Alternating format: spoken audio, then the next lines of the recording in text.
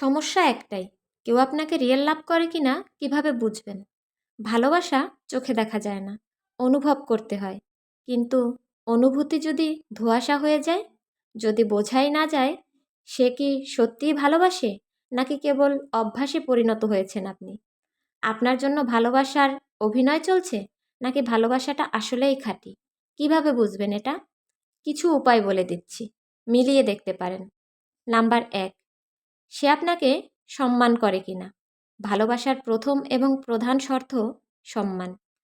যে ভালোবাসে সে কখনো আপনাকে ছোট করবে না, আপনাকে নিয়ে হাসাহাসি করবে না, আপনাকে গুরুত্বহীন মনে করবে না। কিভাবে বুঝবেন? আপনার মতামত সে গুরুত্ব দিয়ে শোনে কিনা, আপনার স্বপ্নকে সে হাস্যকর মনে করে কিনা, নাকি এসে পাশে দাঁড়ায়, তার কথাবার্তা ও আচরণে আপনাকে নিচু দেখায় কিনা। যদি কেউ ভালোবাসার নামে আপনাকে ছোট করে, বিশ্বাস করুন সেটা ভালোবাসা নয়। নাম্বার ২, আপনাকে নিয়ে ফিউচার প্ল্যান করে কিনা। সত্যিকারের ভালোবাসা শুধু বর্তমানের খেলা না, সেখানে ভবিষ্যতের রোডম্যাপ থাকে। যে ভালোবাসে সে শুধু আজকের নয়, আগামী দিনেও পরিকল্পনা করবে আপনাকে নিয়ে। কিভাবে বুঝবেন? সে ভবিষ্যতের কথা বলার সময় আমি নয়, আমরা বলে কিনা। আপনার মতামত ছাড়া সে কোনো বড় সিদ্ধান্ত নেয় কিনা, তার জীবনের প্ল্যানে আপনি আছেন কিনা, নাকি সে শুধুই নিজের কথা ভাবে।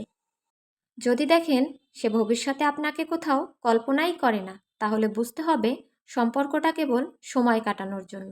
নাম্বার ৩, ঝগড়ার সময় সে কেমন আচরণ করে।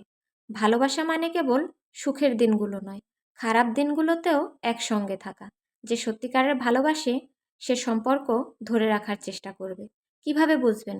ঝগড়ার সময় আপনাকে অসম্মান ও গালিগালাজ করে কিনা, রাগের মাথায় সম্পর্ক শেষ করার হুমকি দেয় কিনা, সমস্যা মিটিয়ে সম্পর্ক বাঁচাতে চায় নাকি সহজেই ছেড়ে দেওয়ার কথা বলে।